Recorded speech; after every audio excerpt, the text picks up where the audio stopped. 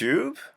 My name is Mark Shima. I love fantasy TV shows and books. I am a huge fan of Game of Thrones, and I read all the books and watched all the episodes multiple times.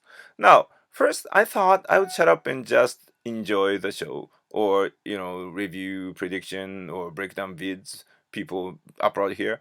But I start to see that Game of Thrones is like a big worldwide cultural movement, and then it is about participation. So, well, in this day and age, when you think of something, you just share it for that matter, don't you think? So, anyway, now, first and foremost, I want to give you guys a huge spoiler alert. Also, borrowing Davos's words, apologies for what you're about to see, because I read and watched and made these predictions, but like many other vids, except some really excellent ones, nobody's perfect, and then there might be like glitches or maybe slip ups. Okay, maybe I forgot about some things. So, well, at least I'd like to be humble. So correct me if I'm wrong, and I will stand corrected. Okay, so let's kickstart my predictions. So, first and foremost, there are two major factors. Okay, first one, TV shows and books have started to go separate ways. And then, second one, there are, if we believe the announcement proclaiming season 7 and 8 have fewer episodes, maybe around 16, both seasons combined, it stands to reason that we have about 25 episodes left. If the show is about Jon Snow and Castle Black, we might have plenty of episodes left, but we have at least another protagonist who is implied by the title Ice and Fire. Another one, of course, Dany Targaryen. So she's still wandering around with her ships burned down in her docks base, and then in another continent. Actually, she was really literally kept at bay. And then, of course, if the show really want, she can just fly across the narrow sea to Westeros anytime. But viewers can't maybe stand the quick exit of Dora Martell or Bruce Bolton. Oh, if you are, one of those fans of, Martell families, I'm sorry, but not the other characters, like Danny. So, there are a lot of talks about when Jon Snow will be resurrected, and I thought it would be later in this season. But if I mulled over it with taking all these factors into considerations, it happened in this, episode 2, but I think it was really valid because we don't have many episodes left. So, I could have predicted that it would happen anytime soon, like right after, the season 6 started. But at the same time, as for that, I was glad that I did not foresee well because I was able to experience a pleasant surprise. Okay, so based on these, if I compare Game of Thrones to American football or Major League Baseball, I would say season 6 will be about deciding division champions. White Walkers, Beyond the Wall, there will be a lot of contenders like maybe other people like Boltons or all those people. But like without other stocks, will be champion of the North, Lannister or highest power in the center, and then wild cards will be Braavosi, Ironborns. Dany and her companies, the Freys, the Bolton, the Carstocks will be eliminated in the way. I don't know whether it will be done by Arya or Lady Stoneheart, but certainly Freys will have to go. Then, what separates Game of Thrones from football or baseball is that they may ally or backstab each other. But at the end of the day, at least Jon, Dany, and Tyrion will survive, or they have to. If one of these characters will die, it will be for a good reason. And at the end of Game of Thrones, like for the eternal peace or something, which is highly unlikely in the world of Game of Thrones. I mean, eternal peace. Of course, I'm not sure about that either because now TV series will stand alone and then moving even toward the different ending, and which might be toward the ending that might be liked by many people. I mean, ordinary people, not geeks like me. Or I don't know, I'm a geek or not.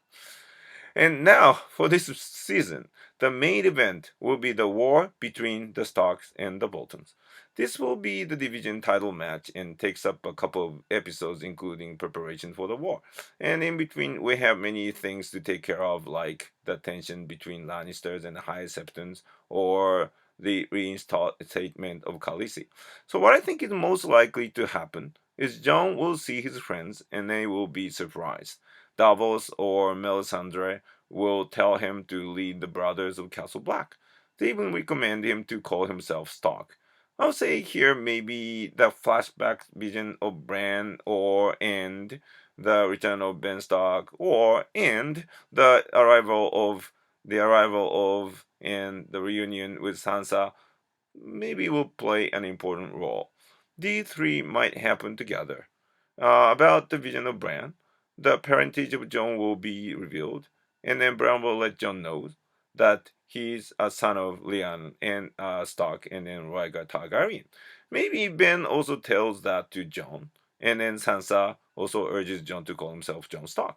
He may be at odds for a while, and at least he will be at odds in episode 3 because we saw in the preview that Tormund tells someone they think you are God. And then in here, there might be two people that Tormund tell that to. And then that is Melisandre, who just resurrected Jon Stark, Jon Snow, I'm sorry, or Jon Snow himself. And then, well, I don't think wildlings think of Melisandre as God just because she just resurrected Jon Snow. So I think obviously that leaves that Jon Snow. So maybe so Jon Snow is at odds, so that's why he told him like that, and then tell him the situation, and then urge him to take the responsibility he has to have. So anyway, um, I think at the end of the day, he will be Jon Stark and lead the army and at least bring the retribution and fight the Boltons. And then I think he's the one maybe who's gonna attack, or maybe it's gonna happen outside the wall because I didn't see any snow in the battleground when in one first or second teasers. So anyway, so the phrase and the Boltons will have no choice but perish from the world. Well, as for Ironbones, if they side with Jon, it'll be okay, they will survive, but if not, they will be gone too. Theon may choose to perish to compensate for his wrongdoings. He told Sansa that he won't, don't want, don't, didn't want to be forgiven. Anyway, and then I still can't place Arya, but the fact that Ned Stark hired Syrio means maybe Starks have some connections with Braavosi. And then I have no evidence to substantiate this theory, but maybe in future Arya will form intelligence organization and serve as a leader.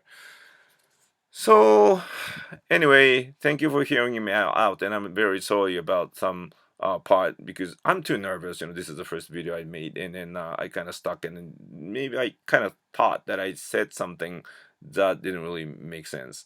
That part. When I just did it once a couple of times for practice. It made sense. But anyways, I'm sorry, I just kind of screwed up. But I think I got my idea through.